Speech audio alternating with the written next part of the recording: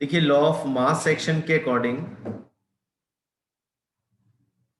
Law of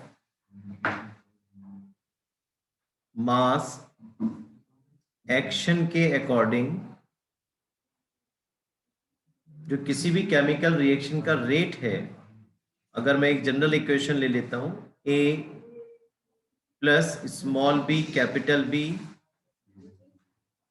reversible small C capital C and small D capital D. तो इस तरह से ये जो जनरल इक्वेशन है, इसका जो रेट है वो मैं इस तरह से लिख सकता हूं, रेट इज इक्वल टू के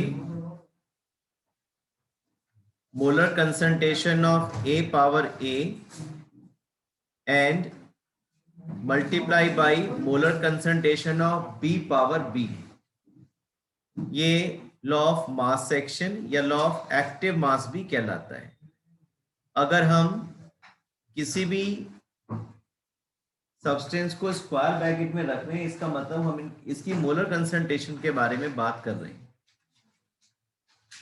तो आप देख पा रहे हैं, according to law of mass section, according to law of active mass, किसी भी केमिकल रिएक्शन का जो रेट है, it is directly proportional to the product of molar concentrations of all the reactants present in the reaction mixture raised by power terms as per the stoichiometric coefficient present in the balanced chemical equation।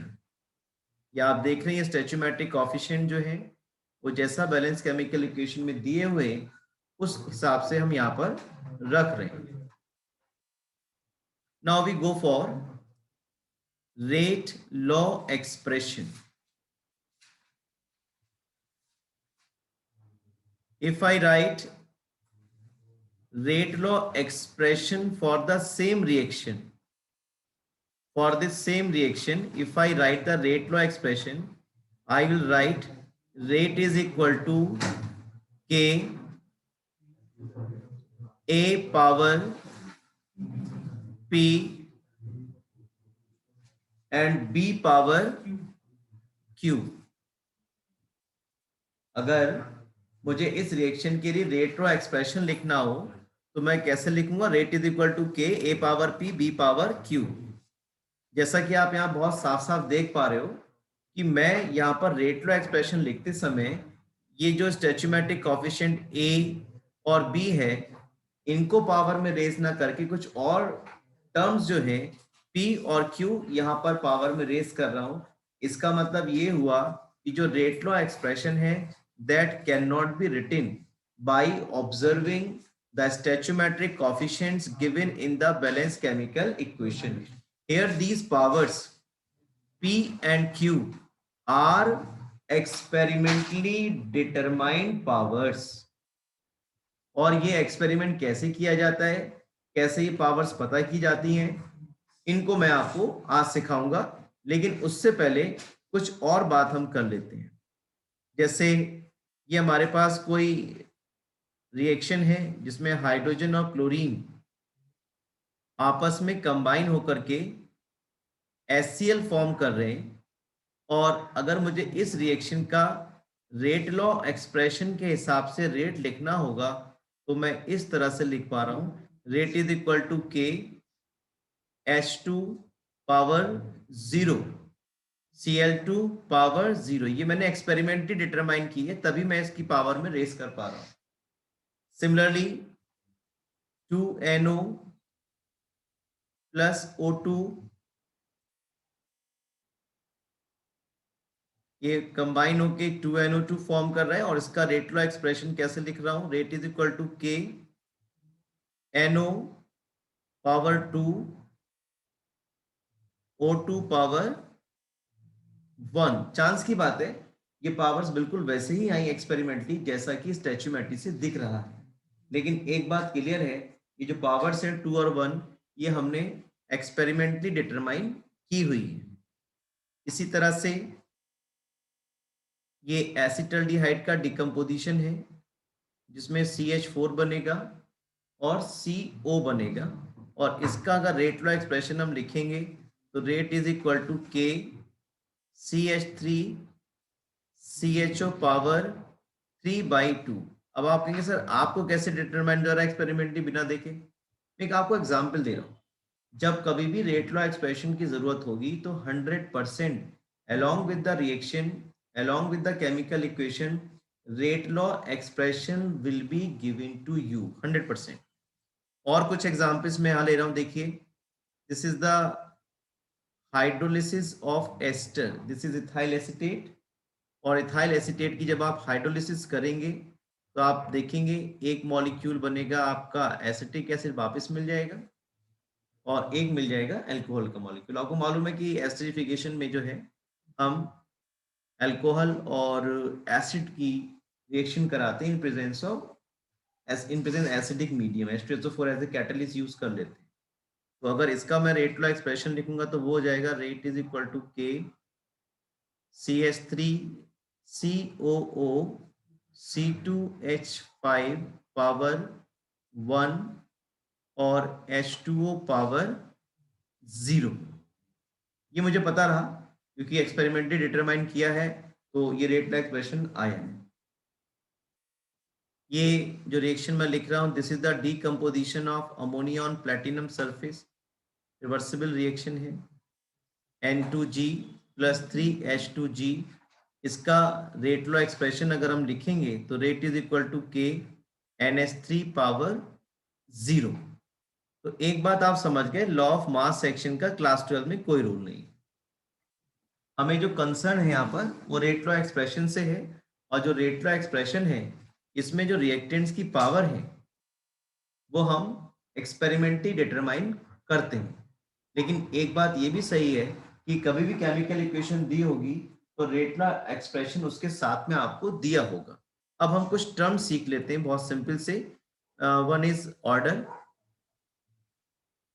And second is molecularity. Order and molecularity. मैं देखिए आपको कुछ example दे रहा हूं order के बारे में। This is a zero order reaction. This is a third order reaction. This is a fractional 3/2 है ना बेटी, तो fractional order reaction. This is a first order reaction and this is a very good zero order reaction. कैसे बता रहे हैं? Rate law expression में जो भी पावर टर्म्स रेज्ड हैं उनको सम कर दो। जैसे इस जनरल इक्वेशन के लिए अगर ऑर्डर बताना है तो what we do, simply P plus Q, very simple. अगर रेट लॉ एक्सप्रेशन दिया है बहुत सिंपल तरीके से आप उस केमिकल रिएक्शन की ऑर्डर बता सकते हैं। That means order is the sum of power terms raised to the molar concentration of reactants in the rate law expression। rate law expression में जो भी मोलर कंसंट्रेशंस हैं रिएक्टेंट्स की, उनकी पावर को जब हम सम कर देंगे then we are going to get the order of chemical reaction. बहुत सिंपल सी बात है। तो आप देख पा रहे हैं ऑर्डर 0 भी हो सकता है, फ्रैक्शन में भी हो सकता है, 1 भी हो सकता है, 2 भी हो सकता है। ठीक है, अब हम बात करेंगे सेकेंड टर्म की, दैट इज मॉलिक्यूलरिटी। ये आपके सामने जो रिएक्शन है H2 plus Cl2 plus 2HCl, it is a by molecular reaction.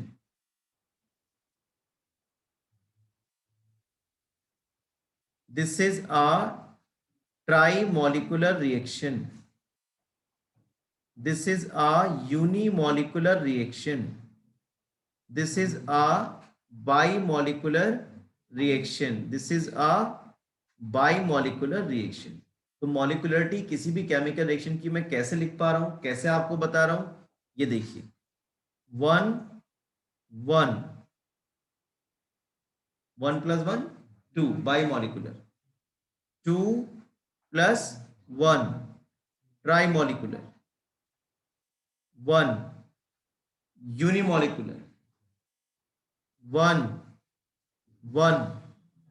बाइमोलिकुलर, 2 बाइमोलिकुलर। यानी किसी भी केमिकल रिएक्शन की जो मॉलिक्यूलरिटी है, it is the number of molecules participating in the slowest step of chemical reaction. जैसा आपको मालूम है कि किसी भी केमिकल रिएक्शन का जो रेट है, that can only be determine with the help of slowest step only, and the slowest step of the chemical reaction is called RDS, that is rate determining step। यानी कि जो slowest step है उसमें जितने molecules chemical reaction में participate कर रहे होंगे, आपस में कोलाइड कर रहे होंगे, वो उसकी मॉलिक्यूलरिटी कहलाता है। अब आप पूछेंगे सर आपने तो किसी की मैकेनिज्म यहाँ लिखी नहीं है, जो आप बता रहे हो कि रेट डिटरमाइनिंग स्टेप जो है वो स्लोएस्ट स्टेप से पता कर रहे हो। हाँ, मैंने नहीं लिखा है किसी की मैकेनिज्म। ये बहुत एलिमेंट्री रिएक्शन है, सिंपल रिएक्शन जो मान के चलते हैं कि एक ही स्टेप में हो रही है, जो आपके सामने लिखा हुआ है। हालांकि इनकी मैकेनिज्म कॉम्प्लेक्स रहेगी कुछ की, लेकिन अभी के लिए हम ऐसा मान के चल रहे हैं कि ये आपके एलिमेंट्री रिएक्शंस हैं जो केवल एक ही स्टेप में होती हैं, और उनका जो स्लोएस्ट स्टेप है वही आपके सामने स्क्रीन पर लिखे हुए हैं। बहुत सिंपल है। स्लोएस्ट स्टेप में जितनी भी केमिकल रिएक्शंस, आप केमिकल रिएक्टेंट्स आपस में कोलाइड कर रहे होंगे, they decide the molecularity of a chemical reaction. अब आप मुझे जल्दी से छोटी सी बात बताइए, क्या किसी भी केमिकल रिएक्शन की मॉलिक्यूलरिटी 0 हो सकती है? नहीं हो सकती। जब कोलाइड ही नहीं कर रहा है, कोई रिएक्टेंट है ही नहीं, तो फिर रिएक्शन किस बात की भाई? तो molecularity can never be 0। Molecularity can never be 0। क्या ऑर्डर 0 हो सकती है? आपके सामने ऑर्डर 0 हो सकती है। ये ऑर्डर 0 क्यों हुई वो समझें। हाइड्रोजन और क्लोरीन जब आपस में कंबाइन करके एसिड बना रहे हैं, इंस्टेंटेनियसली लगभग उसी समय ही ये HCl फर्दर डिकम्पोज हो गया किसमें? H2 में और Cl2 में। H2Cl2 कंबाइन होकर HCl, जैसे ही HCl बना फिर टूट गया किसमें? Cl2 और H2 में। तो विद टाइम आप देखेंगे H2 और Cl2 की कंसंट्रेशन में कोई चेंज ही नहीं होगा, और जब चेंज नहीं तो किस बात का रेट? रेट की डेफिनेशन यही है, change in concentration of reactants per unit time. तो जब भैया चेंज इन कंसंट्रेशन नहीं हो रही तो किस बात का रेट डिटरमाइन नहीं किया जा सकता। यहां क्या हुआ देखिए, अमोनिया वाले केस में क्या हुआ? अमोनिया वाला केस में जो प्लेटिनम की सरफेस है वो बहुत हाई प्रेशर पर, ये प्लेटिनम की सरफेस मान लीजिए, बहुत हाई प्रेशर पर ये जो सरफेस है अमोनिया की, ये पूरी तरह, सॉरी, प्लेटिनम की जो सरफेस है पूरी तरह से अमोनिया के मॉलिक्यूल से क्या हो गई? कवर्ड हो गई। अब नया अमोनिया का मॉलिक्यूल जो है वो प्लेटिनम सरफेस के कांटेक्ट में आ ही नहीं पा रहा, बहुत हाई प्रेशर पर। अब जब नहीं आ रहा तो क्या होगा? सरफेस पूरी तरह से कवर हो गई, अमोनिया का डिकम्पोजिशन बंद हो जाएगा। लेकिन ऐसा नहीं होता यहां पर। यहां पे क्या हो रहा है? जिस रेट से नए अमोनिया मॉलिक्यूल्स इस सरफेस के कांटेक्ट में आ रहे हैं, उसी रेट से नाइट्रोजन और हाइड्रोजन कंबाइन होकर फिर से क्या बना दे रहे हैं? अमोनिया बना दे रहे हैं। यानी कि rate of adsorption of ammonia to break into di nitrogen and di hydrogen will be equal to the rate of combination of dinitrogen and dihydrogen to form ammonia। जिस रेट से अमोनिया डिकम्पोज हो रही है N2 और H2 में, उसी rate से H2 और N2 कंबाइन होकर के अमोनिया फॉर्म कर रहे हैं, जिससे कि अमोनिया की कंसंट्रेशन पे कोई फर्क पड़ ही नहीं रहा। तो कैसे भी समझा सकते हैं कि जब बहुत हाई प्रेशर था तो अमोनिया के मॉलिक्यूल्स ने पूरी सरफेस को कवर कर लिया। अब नए मॉलिक्यूल्स सरफेस से कांटेक्ट में आ ही नहीं सकते। अब नहीं आएंगे तो वो डिकम्पोज भी नहीं होंगे। डिकम्पोज नहीं होंगे तो जाहिर सी बात है ऐसा लगेगा जो अमोनिया की कंसंट्रेशन हम बढ़ा रहे हैं वो रेट को अफेक्ट ही नहीं कर रही है। तो इस तरह से यहाँ पे ये हुआ। यहाँ क्या हुआ देखिए, इस रिएक्शन में आपने 10 ml इथाइल एसीटेट लिया और ये 10 ml इथाइल एसीटेट लेकर के आप सी वाटर में चले गए, सी में चले गए। अब इस 10 ml इथाइल एसीटेट को आपने सी वाटर में जाके पोर कर दिया, एस्टर की हाइड्रोलिसिस हो गई, एसिड बन गया, अल्कोहल बन गया। क्या वाटर की कंसंट्रेशन में जो चेंज है वो आप नोट कर पाओगे? सी का जो वॉल्यूम है कैसा है? इनफाइनाइट। सी का जो वाटर है उसका वॉल्यूम कैसा है? इनफाइनाइट। तो चेंज इन वाटर आप पता नहीं कर पाओगे, इसलिए इसके रेस्पेक्ट में ऑर्डर ऑफ केमिकल रिएक्शन क्या लिखी है हमने? जीरो। एस्टर की कंसंट्रेशन चेंज होगी, नो डाउट। अब कोई बच्चा कैसा, मुझे क्या पागल कुत्ते ने काटा है, मैं सी वाटर पे जाऊंगा या सी में जाऊंगा? मैं तो घर में ही 10 ml का एक बीकर ले लूंगा, उसी में हाइड्रोलिसिस करा लूंगा एस्टर की। तो ऐसे केस में फ्री पावर जीरो नहीं होगी, कंसंट्रेशन चेंज इन वाटर हम निकाल सकते होंगे। तो ऐसे केस में पावर जो भी आएगी वो एक्सपेरिमेंट की डिटरमाइन की जाएगी। लेकिन कुल मिलाकर के जो आपको यहाँ दिखाई पड़ रहा है कि किस तरह से हमने वाटर की कंसंट्रेशन यहाँ जीरो ले ली, उसका एक रीजन ये है कि वाटर जो है यहाँ पे कैसे लिया गया बच्चों? एक्सेस में लिया गया। तो order can be zero but molecularity can not be zero. Order is determined by adding the power terms in the rate law expression which is determined experimentally। और molecularity हम स्लोएस्ट स्टेप में अगर हमें लिखा हो कि भाई देखो स्लोएस्ट स्टेप ये है, इतने मॉलिक्यूल पार्टिसिपेट कर रहे हैं, तो उसे देख करके हम मॉलिक्युलरिटी बता सकते हैं, हमें एक्सपेरिमेंट करने की जरूरत नहीं है। So molecularity can be determined theoretically. Order may be in fraction 3/2 but molecularity can not be in fraction. अब ऐसा कोई ना होगा कि अमोनिया का आधा मॉलिक्यूल या पौना मॉलिक्यूल जो है जाकर के स्ट्राइक कर रहा है, ऐसा नहीं होगा। पूरा पूरा मॉलिक्यूल ही स्ट्राइक कोलाइड करेगा और प्रोडक्ट को फॉर्म करेगा। ठीक है, तो ये बात आपने ऑर्डर और मॉलिक्युलरिटी के बारे में सीख ली। एक बात बहुत अच्छे से समझ लें, कभी भी आपको ऑर्डर निकालनी होगी तो रेट लॉ एक्सप्रेशन आपको 100% दिया होगा। ठीक है, चलिए कैसे हम किसी भी केमिकल रिएक्शन का रेट लॉ एक्सप्रेशन लिख सकते हैं या ऑर्डर निकाल सकते हैं, वो हम इस तरह से एक्सपेरिमेंट कराएंगे। क्या करेंगे देखिए, हमने 4 एक्सपेरिमेंट कराए इस reaction A B to give C D करके। जब 4 एक्सपेरिमेंट कराए हमने तो क्या क्या किया? पहले एक्सपेरिमेंट में ए की मोलर कंसंट्रेशन ये ले ली, बी की मोलर कंसंट्रेशन इतनी ले ली और रेट इतना डिटरमाइन किया। सेकेंड एक्सपेरिमेंट कराया, ए की कंसंट्रेशन बी की कंसंट्रेशन रेट इतना आया। थर्ड में A B rate. Fourth experiment में ए बी और ये रेट। करते समय एक्सपेरिमेंट करते समय इस बात को ध्यान रखते हैं कि किन्हीं भी 2 एक्सपेरिमेंट्स में एक रिएक्टेंट की मोलर कंसंट्रेशन सेम ले लो। जैसे एक्सपेरिमेंट नंबर 1 को देखें, उसमें आपने बी की कंसंट्रेशन कैसे ले ली है बच्चों? फोर्थ और फर्स्ट में सेम ले ली है, जिससे ये कैंसिल हो जाएंगे, दूसरे के रेस्पेक्ट में ऑर्डर पता चल जाएगी। बताएंगे कैसे अभी। और आप देखिए सेकंड और थर्ड में क्या किया? सेकंड और थर्ड में बी की जो ए की मोलर कंसंट्रेशन है वो सेम ले ली। हमसे पूछा जा रहा है determine the rate law. Rate law तब लिख पाएंगे जब rate is equal to K, ए की पावर पता हो बी की पावर पता हो तब लिख पाएंगे। उसी लिए ये एक्सपेरिमेंट किए गए।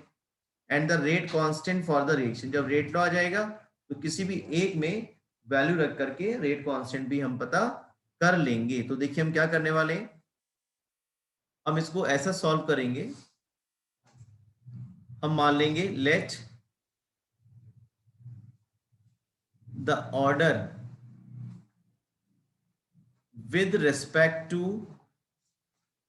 A is P and order with respect to B is Q। ये हमने एज्यूम कर लिया। तो अगर हमने ये ऑर्डर को एज्यूम कर लिया तो रेट लॉ एक्सप्रेशन लिख सकते हो। Rate is equal to K, A power कितना लिखे बच्चों? P, very good. और B पावर कितना लिख दें? ये हमने एज्यूम कर लिया। अब हम क्या करेंगे? By using data of experiment first and fourth, जिसमें बी की कंसंट्रेशन सेम ली गई है ना। तो देखो रेट बताओ जरा कितना है, फर्स्ट में रेट कितना है 6 पॉइंट इंटू। अब देखिए मैंने जैसे बताया किसी एक पर्टिकुलर रिएक्शन के रेट कांस्टेंट की वैल्यू कांस्टेंट रहेगी तो इसको आपने के ही छोड़ दिया, ठीक है बच्चों। ए कितना दिया है की पावर पी, और बी कितना दिया 1 पावर क्यू, ठीक है। दूसरा इक्वेशन बताइए क्या बनेगा, ये इक्वेशन फर्स्ट मार्क कर लो आप, फ्रॉम एक्सपेरिमेंट फर्स्ट, बोलिए 2 फोर्थ वाली बतानी है, कोई एक बच्चा बताया, आप बताओ बेटा। जी हाँ 2.40 इज इक्वल टू के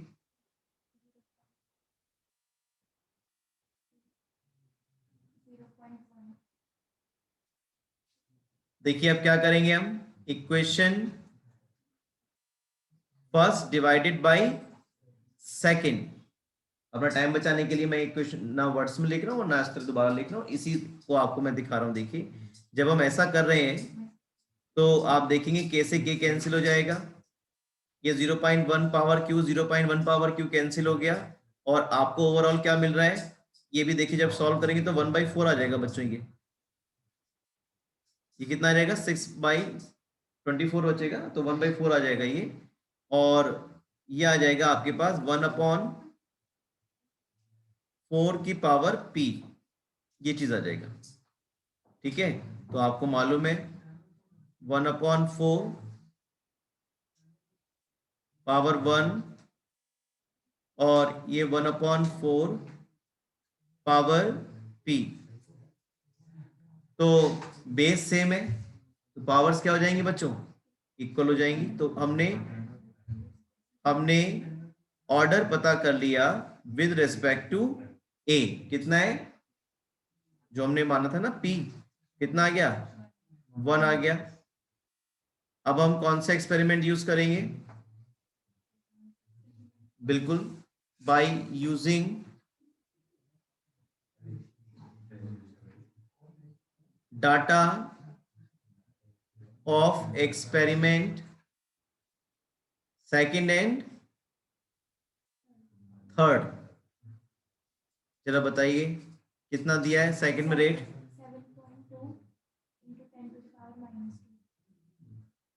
के वैसे ही रहेगा, ए कितना है पावर पी पावर क्यू, इसको आप इक्वेशन थर्ड मान लीजिए। और नेक्स्ट क्या बनना बेटा थर्ड से,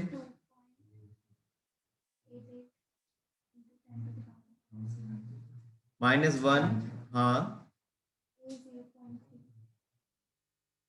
पावर पी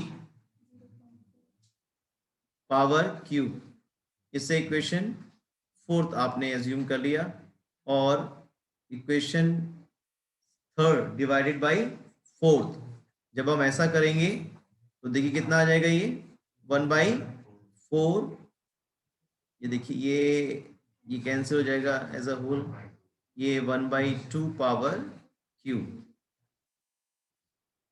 अब क्योंकि बेस बराबर करने हैं तो ये 1/2 पावर 2 चलेगा ऐसे, is equal to 1/2 power Q,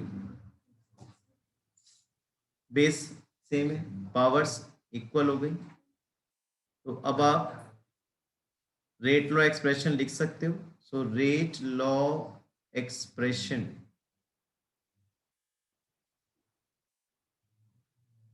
कैसे लिखोगे, rate is equal to K A power 1 Q कितना आया 2 है ना, और बी पावर बच्चों 2। ऑर्डर बता सकते हो,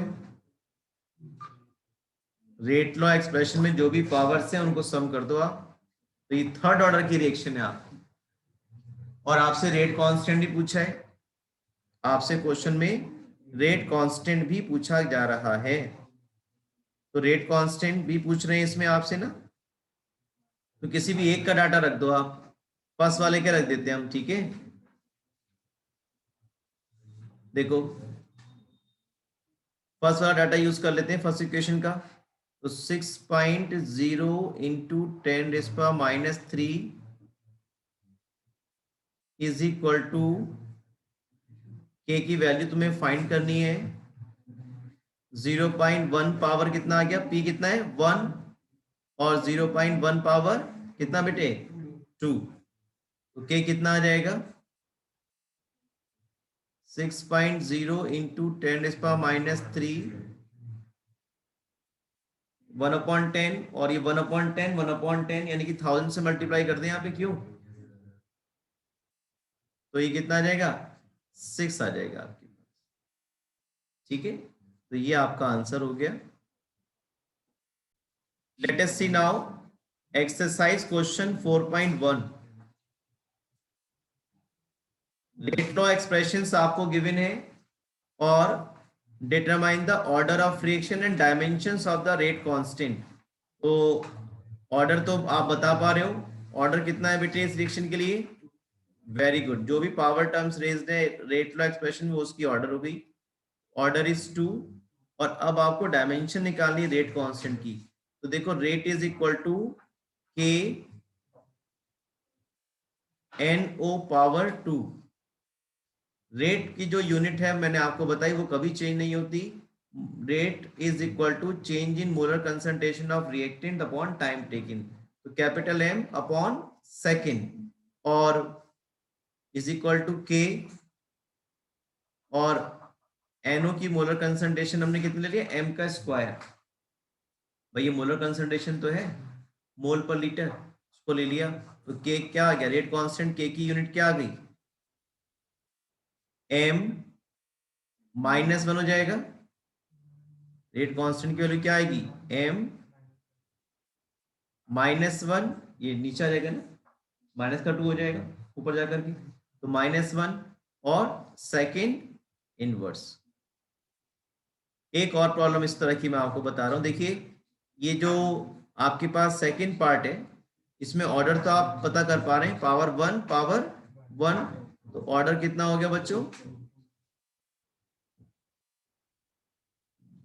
और रेट कैसे निकालते हैं, रेट इज इक्वल टू के, इसकी जगह m, इसकी जगह m, और रेट की जगह भी मैं लिख ले रहा हूं, है ना, capital M second inverse, rate की यूनिट कभी चेंज नहीं होती, चेंज इन कंसंट्रेशन और प्रोडक्ट अपॉन टाइम टेकिंग के, और यहाँ मोलर कंसंट्रेशन H2O2 की है पावर 1 है, यहाँ molar concentration I negative power 1 है, तो उसकी भी कितनी आ गई, जो ऊपर वाला आपने कैलकुलेट किया तो वही आ गई m इनवर्स सेकेंड इनवर्स, या ऐसा भी लिख सकते हो आप mole inverse into litre into second inverse, ऐसा भी चलेगा, ठीक है ना। कैपिटल N का मतलब क्या है मोल पर लीटर, तो ऐसा भी आपको लिखा मिल सकता है। कभी कभी तो एक नंबर में क्वेश्चन दे देते हैं, आपको रेट कांस्टेंट की यूनिट दे दी और पूछेंगे identify the order of chemical reaction, तो आप घबराइएगा नहीं। तो इस तरह से ये जो फॉर्मूला आपके पास है unit of rate constant, unit of rate constant से आप डिटरमाइन कर सकते हो कि कौन से ऑर्डर की रिएक्शन है। उसके लिए सिंपल फॉर्मूला है K is equal to 1 molar concentration capital M 1 minus N second inverse, जहां पर N जो है that is the order of chemical reaction. तो अगर हमारे पास 0 ऑर्डर की रिएक्शन है तो K की यूनिट कैसे निकालेंगे rate constant, K is equal to M 1 minus 0 second inverse, तो M सेकेंड इनवर्स आ गया। अगर ऑर्डर फर्स्ट है तो रेट कांस्टेंट की यूनिट क्या हो जाएगी K M 1 माइनस 1 यानी कि 0, M के और 0 कितना हो गया 1 हो गया सेकेंड इनवर्स। और इसी तरह से अगर ऑर्डर हमारे पास सेकेंड हो तो रेट कांस्टेंट की यूनिट कैसे निकाल पाएंगे, K is equal to M 1 minus N, 1 minus N का मतलब ऑर्डर कौन सी बच्चों 2, सेकेंड ऑर्डर का है, तो सेकेंड इनवर्स कितना आ गया M माइनस 1 सेकेंड इनवर्स। तो इस तरह से ये वाली बात आ गई। हाँ ये सेकेंड इनवर्स आएगा। ठीक है, तो इस तरह से आपके पास सेकेंड ऑर्डर की रिएक्शन आ गई। मैंने आपको बताया कभी कभी डाटा बहुत लंबा चौड़ा लिख देते हैं और आपसे कहते हैं determine the order of chemical reaction. तो अगर रेट कांस्टेंट की यूनिट दी है तो उसे देख करके आप पता लगा सकते हो कि कौन से ऑर्डर की रिएक्शन है। This is 4.2 problem of exercise for the reaction 2A plus B gives A to B। इसके लिए रेट लॉ एक्सप्रेशन आपको गिवन है, रेट इज इक्वल टू के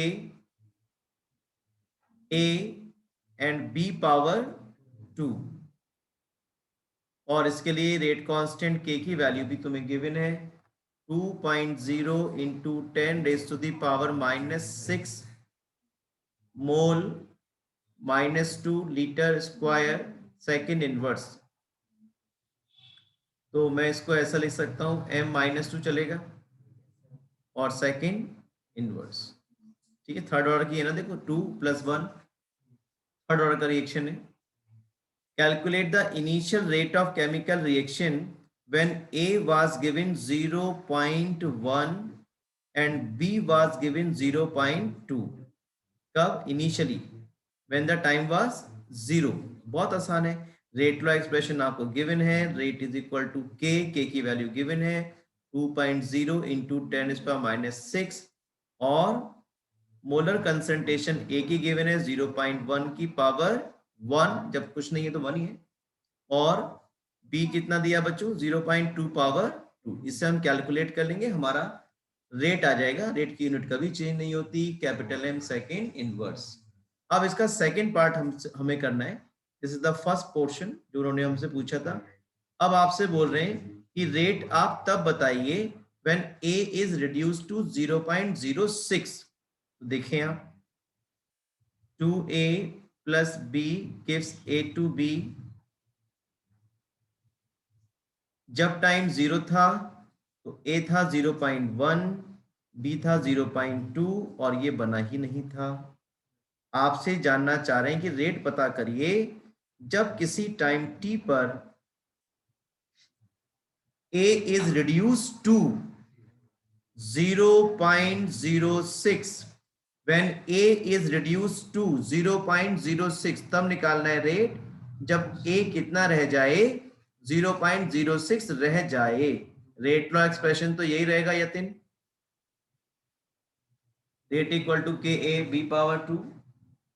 अब यहां पर जो रेट लॉ एक्सप्रेशन है इसमें रेट कांस्टेंट की वैल्यू तो वही लगेगी जो दी हुई है, ए की कंसंट्रेशन वो लगेगी जो उस टाइम पर लेफ्ट है। प्लीज नोट इट, हमेशा वो कंसंट्रेशन रेट लॉ एक्सप्रेशन में रखी जाती है जो उस टाइम पर लेफ्ट है।